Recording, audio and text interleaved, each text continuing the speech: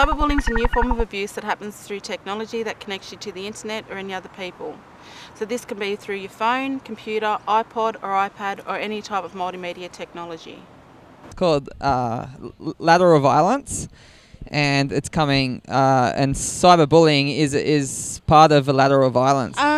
It's when people bully over the internet or over the phone or using electronic devices, and it's one of the worst ways you can bully, really. It's just, basically people making fun of you online. It's not that bad, but at the same time, it's not appreciated. Like someone bullying you over the internet and making you feel bad over the internet. So bullies don't need a reason to pick on anybody, but some of the excuses they may use could be because they don't like the way you look, because of your background, because of where you live. You may be new to the school or new to the area, or maybe just hang with a new group of friends. But one of the biggest reasons why people may get cyberbullied could be because of a friendship that's broken down, or you may have broken up with your boyfriend or your girlfriend. So here's a little statistic for you. Half of you in this room have been bullied, and half of you may have been bullies. So bullying is bullying, and it's unacceptable. It's just as bad as physical bullying. Because they have something wrong with them. And I myself bullied them at school, and I really regret that. When someone did it over Facebook, I know how it feels, so I sort of try to stick up for them, and then I lost a friend from that. So it's better off losing a friend instead of being the bad person. Stalking is not just following somebody around. It could be harassing somebody on a social media website, by phone, email or SMS.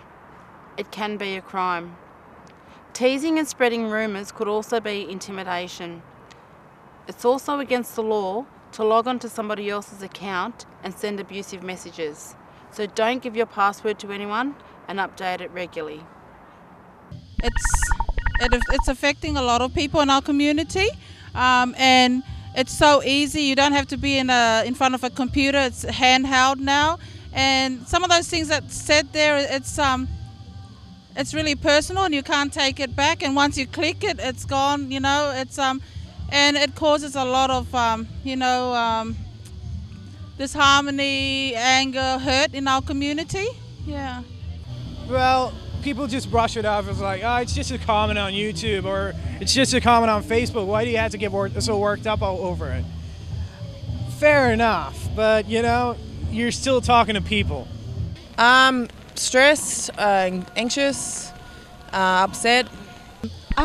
Yeah, I have. I had a friend who was cyberbullied. She was called a lot of names because she made a mistake, and it drove her to commit suicide. So it was really hurtful to go through all that, especially with her. I lost a good friend like that. I had a YouTube account, and I actually had to deactivate it because there was comments.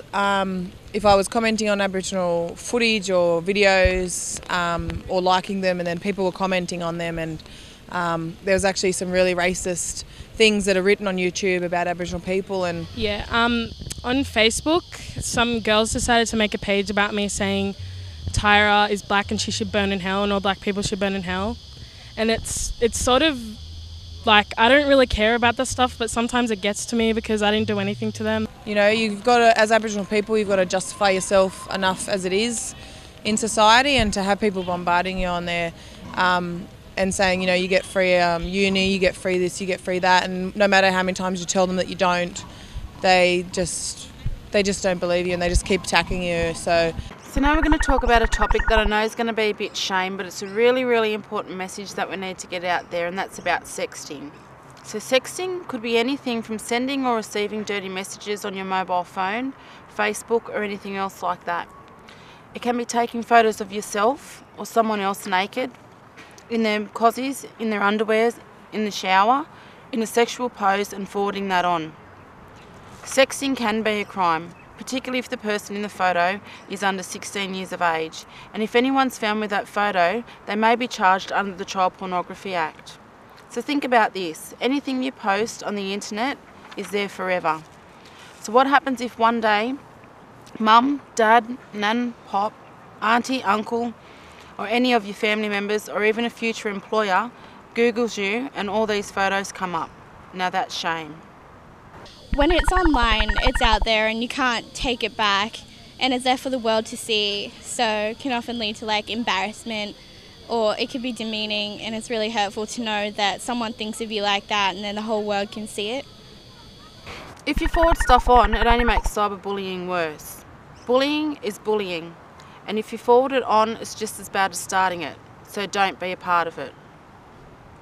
I set my privacy settings so only my friends can see the stuff and I'm also careful with what I put on to Facebook myself, the photos and I suppose the information about myself, what I put onto there, yeah.